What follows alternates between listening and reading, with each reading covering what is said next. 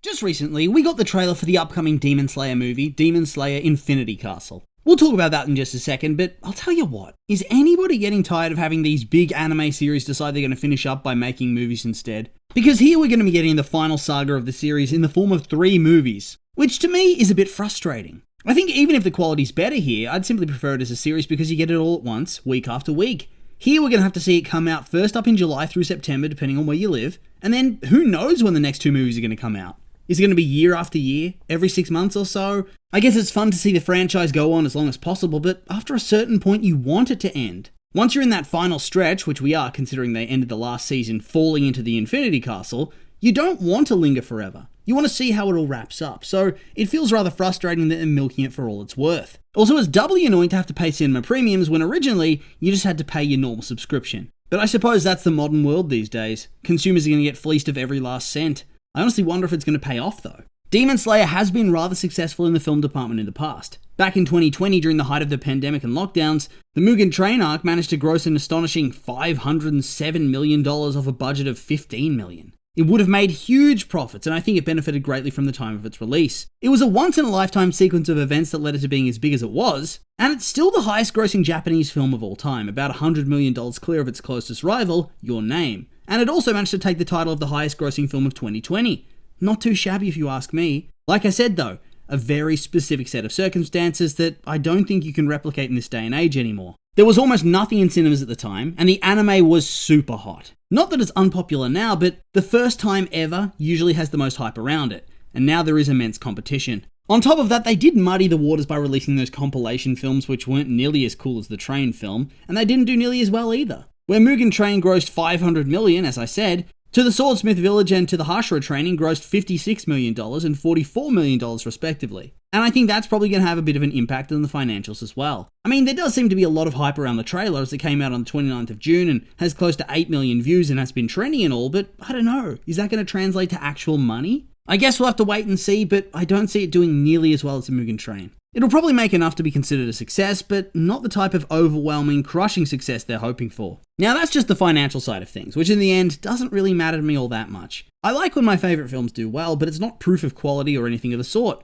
Great films can be box office bombs or underperform significantly. Many terrible films manage to gross hundreds of millions of dollars and establish themselves as actual franchises that keep coming back again and again, or lead to terrible actors getting work in similar films for years and years. Thus, it doesn't really matter to me all that much if the film does well, it just needs to be good. And despite my complaining earlier about turning it into a movie, just as a summary of this trailer, it really does look like it's going to be very good. On the surface of it, the animation quality on display within the trailer is insane.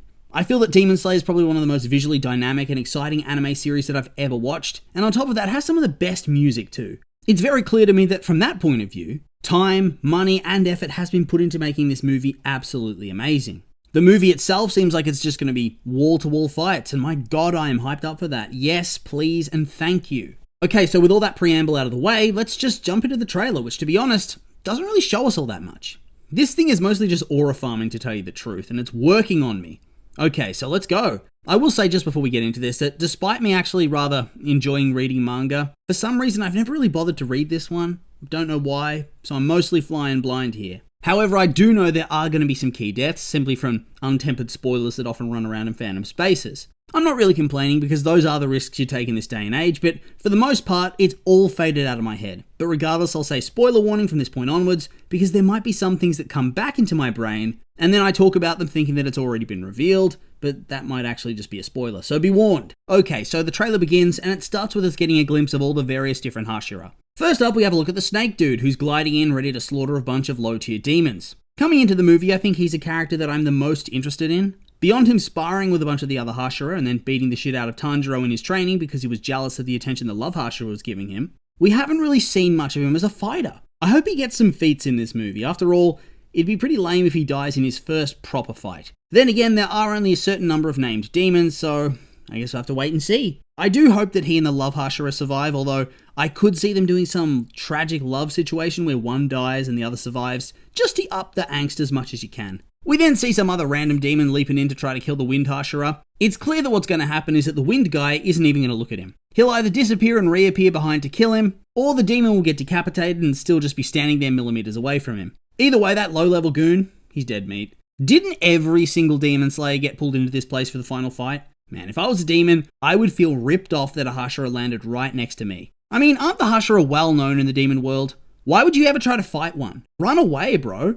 Go fight a noob. The trailer then cuts to that cool-ass warrior monk guy that was fighting Muzan in the epic battle last season, where the master sacrificed himself to try to buy everybody time for the ambush. Oh, this guy's so cool. His backstory of beating a demon to death with his bare hands over and over during the night until the sun came and destroyed it? Yes. Just the way he was going toe-to-toe with Muzan for a time? Oh, so epic. But sadly, this dude is a certainty to die. I feel like he's going to be fighting Muzan for much of the film, right? After all, why wouldn't he be? He's the strongest, so probably you'd have to think that he should be the one to fight. But that's the issue though. He's the strongest character, and yet he's not the main protagonist. Tanjiro is, and logic dictates that the final battle is going to be Tanjiro and Nezuko versus Muzan. That means the monk needs to be out of the way. Now you could simply have him be defeated and badly injured, but I think you want that visceral shock for the audience, and for the corpse, of their strongest warrior getting killed. It makes Muzan seem like an unstoppable force of nature, it ups the stakes and tension, and fills the story up with far more dread. It makes things seem hopeless for Tanjiro and Nezuko, and makes it all the more satisfying when Muzan's crying and dying and begging and realizing that this is it for him, that he's going to die and he's going to be all over.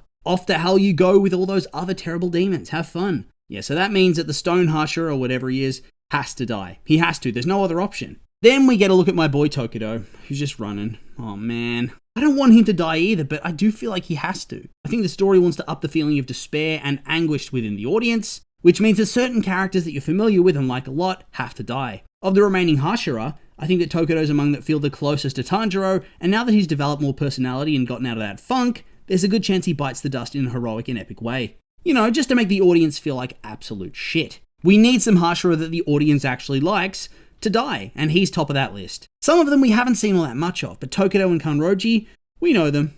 We saw them fight alongside our heroes at the Swordsmith Village. Thus, I think they have death flags. Meanwhile, the likes of Snake Guy and the Wind Guy, they have less because they've had less time to develop, especially the Snake.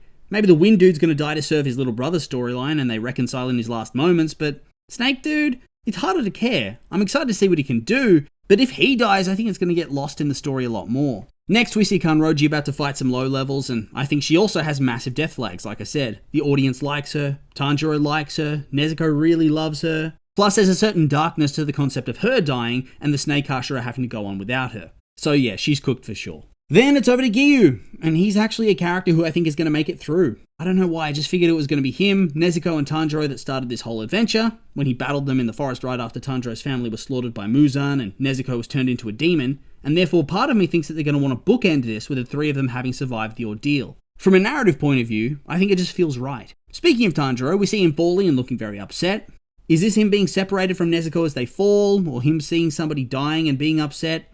He looks pretty distraught. At long last, we get to see one of our upper-ranked demons. Facing down Bug Lady is the Flamboyant Demon. Yes, I have forgotten most of the names, by the way. And if anybody is screwed, it is her. Because isn't this guy the upper two? There's no chance she wins against this guy.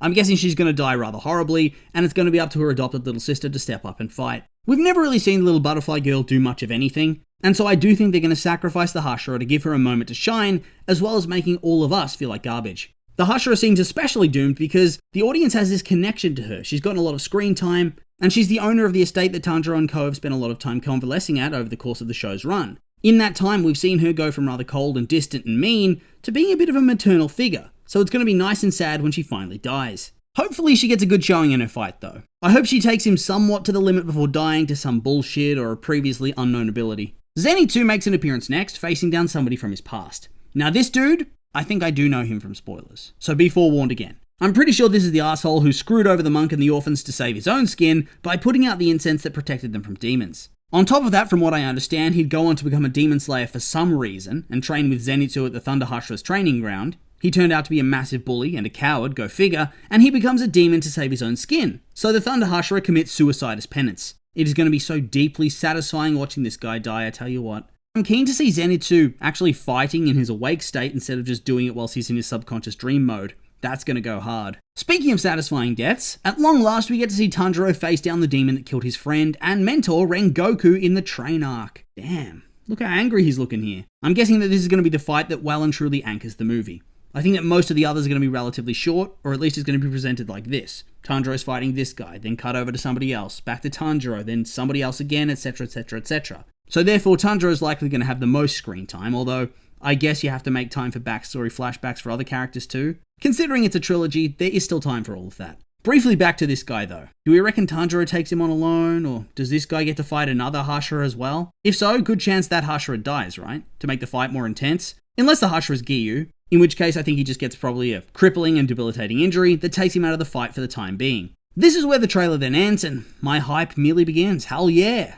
I know at the start of the video I was trying to be all salty about having a trilogy of movies and paying all that money, but screw it! The trailer won me over! Take my money! This is going to be a bang out and I hope it does well. But with all that being said, that's the end of the trailer, and these have all been my opinions, and I'd like to hear yours. What did you think of the trailer? Did you like it? Hate it? Have you gotten hyped for the film? Maybe not? I'm curious for your thoughts, so make sure to like, comment, and subscribe, and let me know.